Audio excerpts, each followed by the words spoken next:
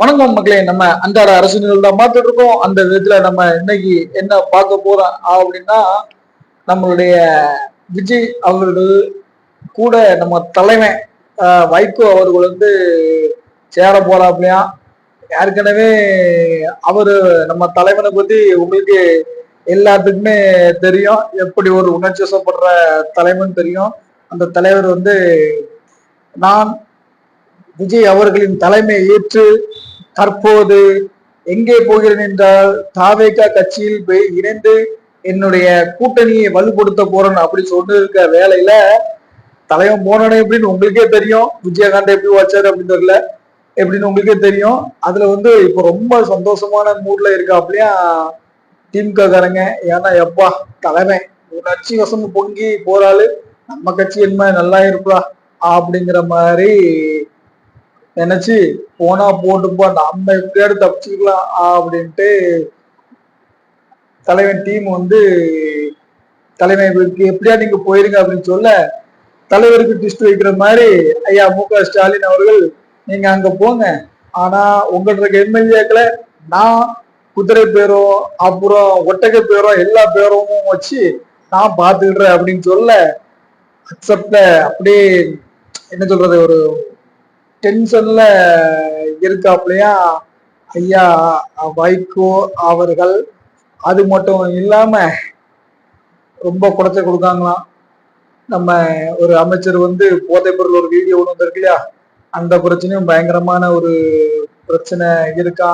அதே மாதிரி அதிமுகவில் இன்னைக்கு 2 பேரு ராஜினாமா கொடுத்த இதை இவங்க அக்செப்ட் பண்ணிட்டாங்களாம். அப்போ 7 பேரு அதிமுகவில் தாவேகாவுக்கு மாறாங்க அப்படின்னு சொல்ல, அதுக்கு எப்பா நீங்க யாரையும் ஊழல் பண்ணவங்களை தொடவும் விட மாட்டேன், தொட்டா விடவும் மாட்டேன், தொடணும் நினைக்கிறவங்களையும் விட மாட்டேன், தொட்டு பார்க்க விடவும் மாட்டேன் அப்படி டயலாக் அடிச்ச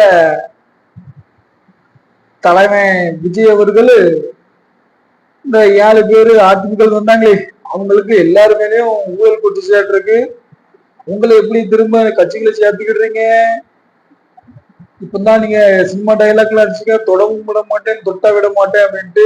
ஒருவேளை அப்படி தொட்டவங்களை உங்க கட்சியில சேர்த்தவொன்னு அது தீய சக்தியா மாறியதா அப்படின்ட்டு அவர் ஒரு கவுண்டர் கொடுக்க மொத்தத்துல இந்திய அரசின் நிகழ்வுகள் சூப்பரா இருந்துச்சு. அந்த சூப்பரான அப்படி பின்னாடி வர்ற பல சுவாரஸ்யமான நிகழ்வுகள் தான் இன்னைக்கு நம்ம வீடியோவில் பார்க்க போறோம். நம்ம சேனல்ல இப்பதான் புதுசு அப்படின்னா நமக்கு கண்டிப்பா ஆதரவு கொடுங்க. அதுதான் நமக்கு ஊக்கமும் ஆக்கமும் ஆயிக்கும்.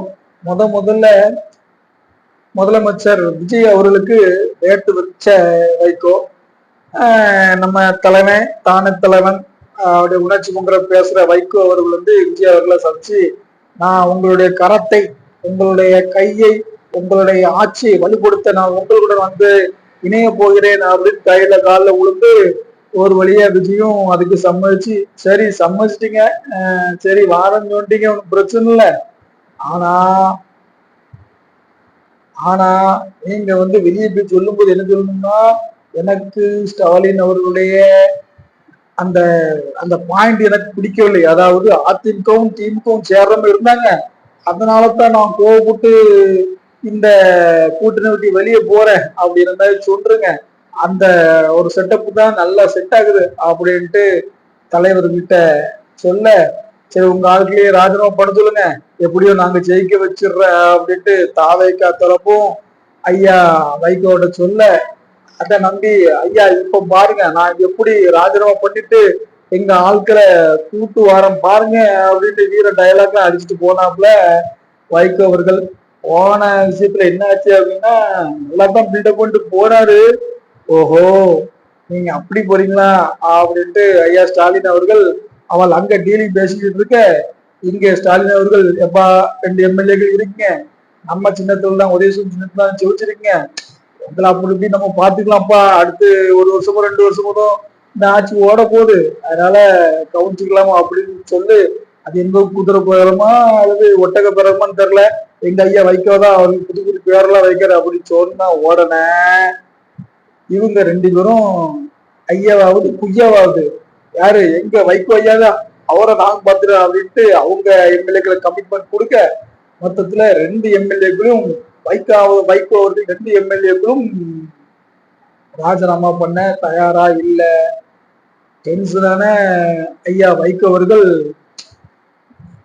என்ன செய்ய, நான் அங்க அப்படி போய் பேசுறதுக்கு நேரத்துல ஸ்டாலின் அவர்கள் ஏதோ குதிரை பேரமோ ஏதோ ஒட்டக பேரமோ பண்ணி எங்களுடைய எம்எல்ஏக்களை பண்ணிட்டார் அப்படின்னு அவர் ஒரு முகமது ஓட்டு அப்படி தெருவுல போட்டு உடைக்க கடைசியில அங்கேயும் இல்லாம இங்கேயும் இல்லாம மொத்தத்துல விஜய் அவர்களை போட்டு உடச்சிட்டாப்ல. ஐயா வைகோவை நம்பி விஜய் அவர்கள் என்ன பண்ண போறாருன்னு தெரியல. சரி, இது என்ன வேலைக்கு ஆகாது, நம்மளுடைய கராத்தை நம்மளே வழி கொடுத்துரும் அப்படின்னு தாவே காட்டி என்ன பண்ண இவங்கெல்லாம் நம்மள அப்பப்போ பூச்சாண்டி காட்டிட்டு இருக்கானுங்க இந்த விடுதலை சிறுத்தைகள் மார்க்சிஸ்ட் கம்யூனிஸ்ட். அதனால சரி, அதிமுக இருக்க எல்லா பார்ட்டியும் நம்ம கூட்டுரும் அவங்க நிக்க வச்சு நம்ம கட்சியை பலப்படுத்திடும் அப்படின்ட்டு நினைச்சு இன்னைக்கு வைகோ அவர்களின் செயல்பாடு சரியில்லாத காரணத்துல, வைகோ நம்ப முடியாத காரணத்தால இன்னைக்கு 2 அந்த எம்எல்ஏக்களின் ராஜினாமா கடிதத்தை ஏற்றுக்கொண்டாருக்கலாம். அதுதான் எதிர்கட்சிகள் கொண்டிருக்காப்புல, தொட மாட்டேன், தொட்டா விட மாட்டேன், தொட்டவர்களை விட மாட்டேன், தொடர்ந்து நினைக்கிறவர்களை யாரும் இருக்க முடியாது அப்படின்ட்டு டயலாக்லாம் பேசல ஐயா விஜய் அவர்கள். இப்போ வரப்போற எல்லாரும் பயங்கரமான ஊழல் வழக்குல குற்றம் சாட்டப்பட்டவங்க. அவங்கள இவ்வளவு டைலாக் அடிச்சுட்டு அவங்கள எப்படி உங்க கட்சிக்கு சேர்த்துறீங்க அப்படின்ட்டு கேட்டிருக்காப்ல. நல்ல கேள்விதான்.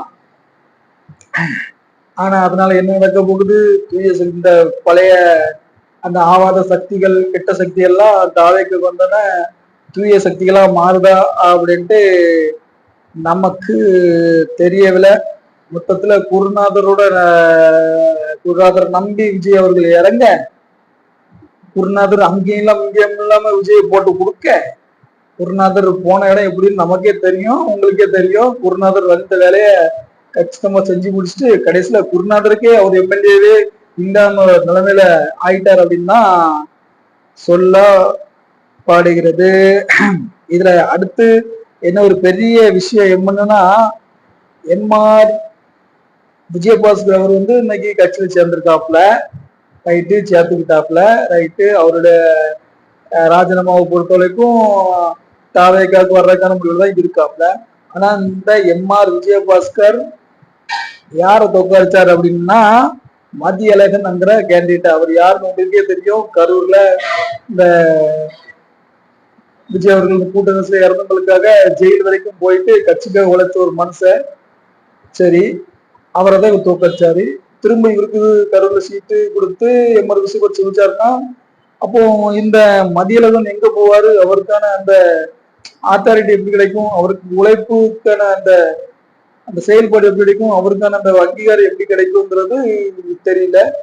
இது கிட்டத்தட்ட அப்படிதான் வருது, பழைய அரசியல் கட்சிகள் மாதிரிதான் வருது. எல்லாத்துக்கும் மாத்து நாங்க அப்படி சொன்ன இந்த தவைக்காவில எப்படி அதை கன்சிடர் பண்ண போறாங்க அப்படிங்கிறது தெரியல. அப்புறம் ஒரு வீடியோ வைரல், பயங்கரமான வைரல். கில்லி சரத் அமைச்சர் அவர்கள் போதை பொருள் போட்டார் அப்படிங்கிறத கையில எடுத்துக்கிட்டு நம்மளுடைய திமுக அணியினர், அது முக்கியமான மாணவ அணியினர் பயங்கரமா போராட்டங்கள்லாம் நடத்தினாங்க. மாணவர் அணினா நம்ம பார்ப்போம் இல்லையா, அந்த காலேஜுக்கு போறோம், இப்ப போயிட்டு இருக்கு பாருங்க, ஸ்கூல் பாருங்க, அந்த மாதிரி மாணவர்கள் எல்லாம் அதெல்லாம் போராட்டம் நடத்திருக்கோம். நம்ம நடத்திட்டு பார்க்கும்போது ஒன்றும் மாணவருக்கான அந்த ஐடென்டிபிகேஷனே இல்லை. எல்லாம் 20 வருஷத்துக்கு முன்ன 15 வருஷத்துக்கு முன்ன மாணவர்களா இருந்தவங்க தான் அன்னைக்கு மாணவர் அணி. ஒருவேளை அந்த மாணவரோட அப்பா அம்மாவா, அப்பா சித்தப்பா பெரியப்பான்னு தெரியல, அந்த அளவுக்கு எக்ஸ்பீரியான மாணவர்கள்லாம் போராட்டம் நடத்திருக்காங்க. எல்லாருக்கும் குறைஞ்ச 50 வயசு 60 வயசு 70 வயசுல மாணவர் அணியினர் தான் போராட்டத்தை நடத்திருக்காப்புல. சில பேர் கைது பண்ணப்பட்டிருக்காப்புல. மேயர் பிரியா அவர்களும் கைது செய்யப்பட்டிருக்காப்புல. திமுக மாணவர்னாலே உங்களுக்கு தெரிஞ்சிருக்கும், பழைய மண்டைகள் தான். அந்த மண்டைகள் தான் ஆக்ரோஷமா தாவைக்காவுக்கு எதிராக போராடி இருக்காப்புல. நம்மளுடைய அந்த இது மாத்திரை உடைச்சு கொடுத்தேன், மாத்திரை தான் பண்ணேன் அப்படின்னு சொன்ன அந்த அமைச்சருக்கு எதிராக போராட்டங்கள்லாம் வலுவா நடக்கதான் செஞ்சிருக்கு.